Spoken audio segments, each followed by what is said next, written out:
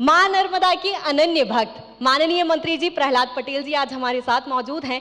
Sir, चूंकि मां नर्मदा के अनन्य आप भक्त हैं, तो सबसे पहला सवाल यही कि नर्मदा की स्वच्छता को लेकर, जल संवर्धन को लेकर ही मेरा सवाल है। सर, किस तरह से काम किया जा रहा है? आपका सवाल बहुत व्यापक है जी सर, व्यापक ही उत्तर दे दीजिए। इतने कम समय में उत्तर देना मुझे लगता है कि एक चर्चा के लिए है। लेकिन जब से भारतीय जनता पार्टी की सरकार बनी है, हमने ये हमेशा, हमारा संकल्प है कि नर्मदा अविरल बहे और उसके जल स्तर को हम उसी आधार पर देखें जो हमने बचपन में देखा जी। लेकिन उसकी पहली ज़रूरत है कि उसकी सहायक नदियां बारहमासी हों। अगर छोटी नदियां बारहमासी होंगी तो नर्मदा का अस्तित्व हम बनाए रख सकते हैं। और इसलिए मैं पिछले वर्ष से जब जलगंगा अभियान शुरू हुआ तो मैं अपने मुख्यमंत्री जी को हृदय से धन्यवाद दूंगा कि जब 1 महीने चला था तो मैंने कहा था कि आखिर नए स्रोत हम बनाएं या पुराने स्रोतों का रख रखाव करें। लेकिन जो प्राकृतिक स्रोत हैं उद्गम के, नदियों के उद्गम के, जो मनुष्य के पहले के हैं, वो मनुष्य ने नहीं बनाए। हम पहले उनके अस्तित्व के संकट पर जरूर विचार करें। तो जब मैं उद्गम पर गया पिछले साल 32 उद्गम पर, तो 7 ही उद्गम थे जहाँ पर पानी बचा हुआ था, बाकी जगह पर सूखे थे वो। पिछले साल और इस बार मिलाकर मैं 92 नदियों के उद्गम पर गया हूँ। एक बात हम सबको जाननी पड़ेगी, जो पब्लिक वाणी सुन रहे हैं, मध्य प्रदेश नदियों का मायका है।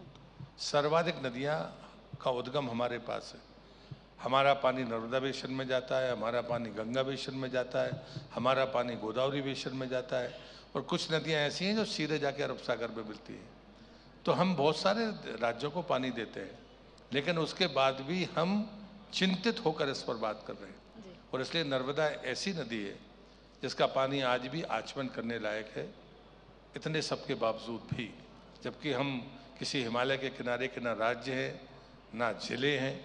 इसलिए विंध्याचल और सतपुड़ा की जो सामर्थ्य है, जो वृक्षों की सामर्थ्य थी, उसकी दम पर नर्मदा का अस्तित्व है। और इसलिए मुझे लगता है कि हम सब गंभीरता से विचार करें कि पौधों को कैसे बचाएंगे। और पौधे भी वो जो पानी पीते नहीं हैं बल्कि पानी लेते हैं और धीरे धीरे हमको वापस करते हैं। तो मुझे 2 बातें और कहनी है कि नर्मदा के बारे में अगर हम चिंता करते हैं या उसके बारे में अपनी श्रद्धा रखते हैं तो पौधे लगाएं जो पानी पीते ना हो, पानी लेते हैं और हमें वापस करते हैं। दूसरा, जो ट्यूबवेल, डेंसिटी ऑफ ट्यूबवेल है, इसने हमारे जल स्तर को नीचे पहुंचाया। कुआं एक प्राकृतिक संसाधन था, तालाब संसाधन हमारे थे जो हमको देते भी थे और हमसे लेते भी थे।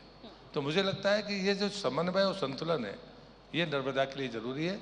रहा सवाल मंत्री का, तो मुझे अवसर मिला है तो मैंने नर्मदा जी के किनारे लगभग 351 ऐसी जगह देखी है जहाँ सरकारी ज़मीन है, लेकिन हमने उसमें से 231 को चिन्हित किया है जो 202 एकड़ से ज़्यादा है। वहाँ पर हम पौधे लगा रहे हैं। 5-7 साल बाद मैं यही चाहूँगा कि लोग खुद जाकर देखें कि मैंने जो पौधे लगाए थे वो वृक्ष बने या नहीं। हमें पौधों को वृक्ष बनाने के संकल्प के साथ ही लगाना चाहिए, ये मेरी प्रार्थना है। बिल्कुल, यानी आप इस अभियान को सफल बनाने के तमाम प्रयास कर रहे हैं। सर, चूंकि ग्रामीण विकास भी आपके हाथ में है और देश के विकास के लिए बहुत महत्वपूर्ण भूमिका गांव का विकास हो जाता है, और खुद मुख्यमंत्री डॉक्टर मोहन यादव कहते हैं कि गांव बचेगा तो देश बचेगा। तो सर, किस तरह से ग्रामीण क्षेत्रों में काम किए जा रहे हैं? मुझे लगता है कि ये तो सच्चाई है कि गाँव का विकास है तब हम देश के विकास की कल्पना कर सकते हैं। हम विकास की परिभाषा को जब देखते हैं कि हम कितने गलत रास्ते पर गए हैं, तो श्रद्धेय अटल बिहारी वाजपेयी शायद देश के प्रधानमंत्री नहीं बनते तो आज भी गांव में डामर की सड़क कोई देख नहीं पाता। ये उसका पहला उदाहरण है कि हमने गांव को कितना अनदेखा किया। गांव के विकास की परिभाषा को हमने बनाया क्या, ये सबसे कठिन काम है। और इसलिए मुझे लगता है कि जब से भारतीय जनता पार्टी की, चाहे अटल जी की सरकार हो या मोदी जी की सरकार हो, ये बात मैं गर्व के साथ कहता हूँ कि ग्रामीण विकास के मामले में बाकी सरकारों ने कभी उनके देखने का नज़रिया, उनके सोचने का तरीका कभी ऐसा नहीं रहा जो समन्वय बनाता हो। हमें कहीं ना कहीं गांव के विकास की उन प्राथमिकताओं को तय करना पड़ेगा सड़क है, बिजली है, पीने का शुद्ध पानी है।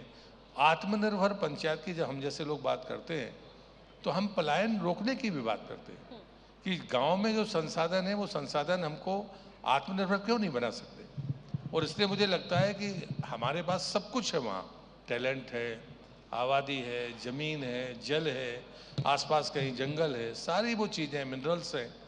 लेकिन हमने कभी ऐसा नियोजन नहीं किया कि हम गांव के पास ही चीज़ों को प्रोसेस करें, चाहे वो अनाज का प्रोसेसिंग हो, चाहे वो मिनरल्स की प्रोसेसिंग हो। हम बहुत दूर दूर तक, सैकड़ों किलोमीटर तक लेकर गए और उसके बाद में हमने गांव के लोगों को या तो मजदूर बनाया या फिर उनको परिवहन के लिए कोई अवसर दिए। तो ये जो गलतियां हुई हैं, इन बातों पर जरूर कहीं हमें प्रयास करना पड़ेगा। संस्थागत तौर पर काम हुआ है, इसे मैं गर्व के साथ कह सकता हूँ। सर, लेकिन बतौर पत्रकार मैं ये भी आपको बताना चाहूँगी कि लगातार हम खबरें ज़रूर देखते हैं कि ग्रामीण क्षेत्रों में कई तरह की ऐसी संवेदनशील खबरें आ जाती हैं। आप तक वो पहुँचती हैं या नहीं कि कहीं सड़क नहीं है और सड़क की वजह से कई बार मरीज वहाँ अस्पताल तक नहीं पहुँच पाते हैं। आप तक पहुँच पाती हैं सर सब खबरें? मुझे लगता है कि हम वो लोग हैं जो आलोचना को सुझाव के तौर पर लेते हैं जी, इसलिए मुझे ये स्वीकार करने में कोई आपत्ति नहीं है। लेकिन अतिरंजना के साथ या जो मैनिपुलेशन के साथ चीज़ें आती हैं सोशल मीडिया पर, जी, उससे समाज को बचना चाहिए। क्योंकि मुझे लगता है कि प्रधानमंत्री सड़क का पहला चरण, दूसरा चरण, तीसरा चरण, अब चौथा चरण शुरू है। उस चौथे चरण में 2011 में जो 500 की आबादी थी, वो सड़कें ऑटोमेटिक जुड़ना शुरू हो गई। लेकिन मध्य प्रदेश ऐसा राज्य है, जब प्रधानमंत्री सड़क का चौथा चरण भारत सरकार ने शुरू नहीं किया था, तब शिवराज जी ने यहाँ मुख्यमंत्री सड़क शुरू कर दी थी। और वो थोड़ी बहुत नहीं है, 18,000 किलोमीटर है। लेकिन अगर कोई आदिवासी, पूरी तरह से आदिवासी गांव है, तो 250 की आबादी का भी टोला हो, मजरा हो, गांव, वो जुड़ेगा।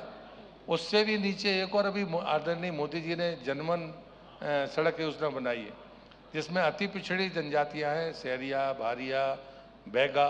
अगर वो 100 की आबादी में रहते हैं तो वो भी जुड़ेंगे। अभी मुख्यमंत्री मोहन यादव जी ने फलिया, टोला, मजरा योजना, कनेक्टिविटी योजना बनाई है।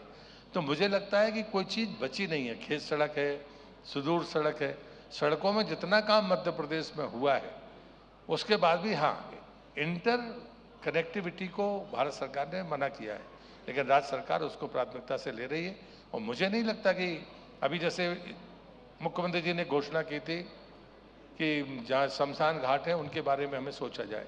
2026 हमने डेजिग्नेट किया है कि शमशान घाट को जोड़ने वाली सड़क, अगर आपको सीसी बनानी है तो आप सीसी बनाइए, आपको पुलिया बनानी है तो आप पुलिया बनाइए, आपको बाउंड्री वाल बनानी है आप बाउंड्री वाल कंप्लीट करिए, अतिक्रमण है तो उसको हटाइए।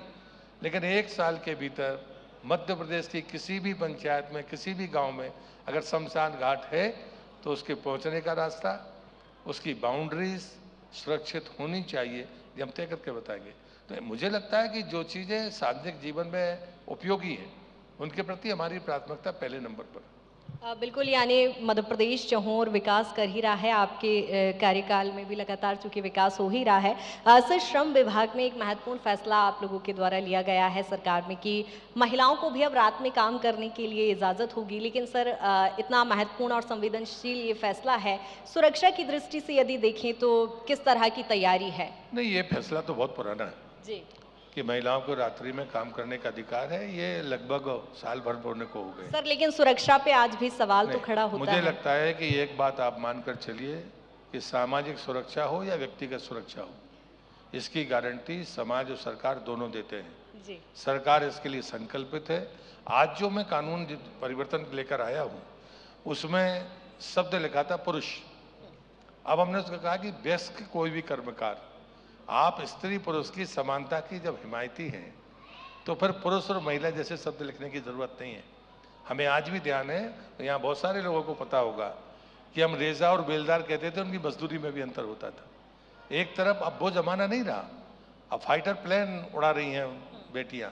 तो इसलिए मुझे लगता है कि इन बातों को कहना, हाँ अपवाद स्वरूप भी कभी कहीं ये होता है तो ये समाज के लिए कलंक है, ये बात सही है। लेकिन कानून में बराबरी का दर्जा देना, ये मुझे लगता है कि समय की भी मांग है और हमारा इतिहास भी कहता है। गुलामी के पहले हम ऐसे नहीं थे, गुलामी के बाद ये परिस्थितियां बनी हैं। ये बात मैं जिम्मेदारी के साथ कह सकता हूं।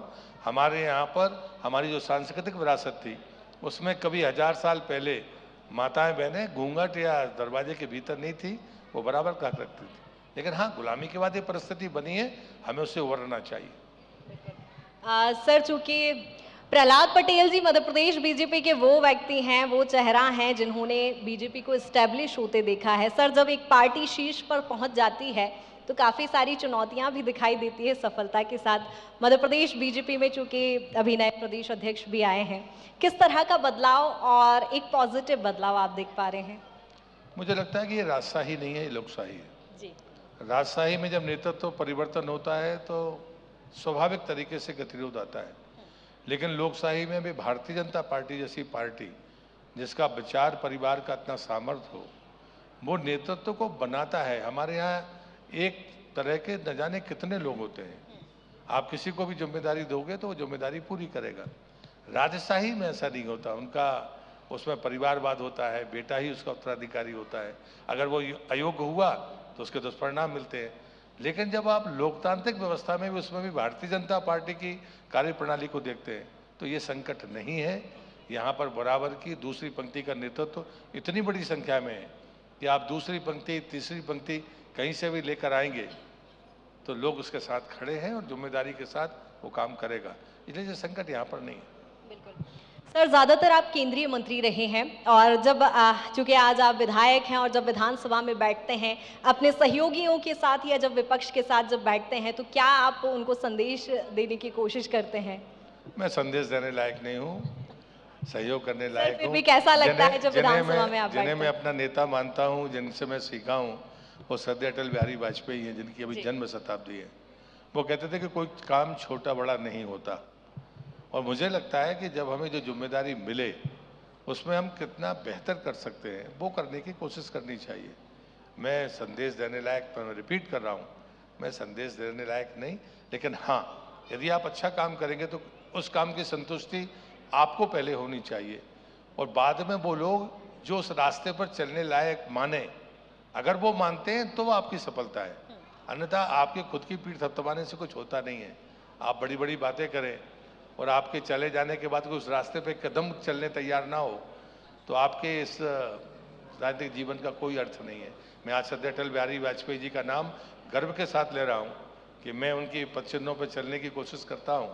वो तो मैं नहीं बन सकता, लेकिन उनके रास्ते पर चलने की जब बात करता हूँ तो ये सफलता है जीवन की। मुझे लगता है इस रास्ते पर चलना ठीक है। बिल्कुल।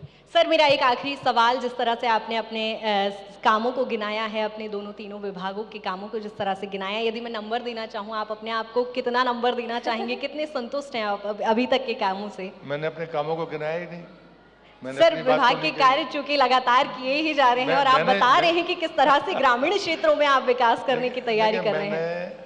अभी अपने काम को आपके सामने गिनाया नहीं जी। मैं ये मानता हूँ कि मैं ये मध्य प्रदेश के सामने या सदन के भीतर या बाहर जिस दिन मैं ये कह पाऊंगा कि मेरी कोई भी पंचायत एक सुव्यवस्थित भवन विहीन नहीं है, उसके पास एक अच्छा सुव्यवस्थित भवन है, एक अच्छा सामुदायिक भवन है, कोई शमशान घाट ऐसा नहीं है जहाँ पर रास्ता नहीं हो, क्योंकि वहाँ तो सबको जाना है।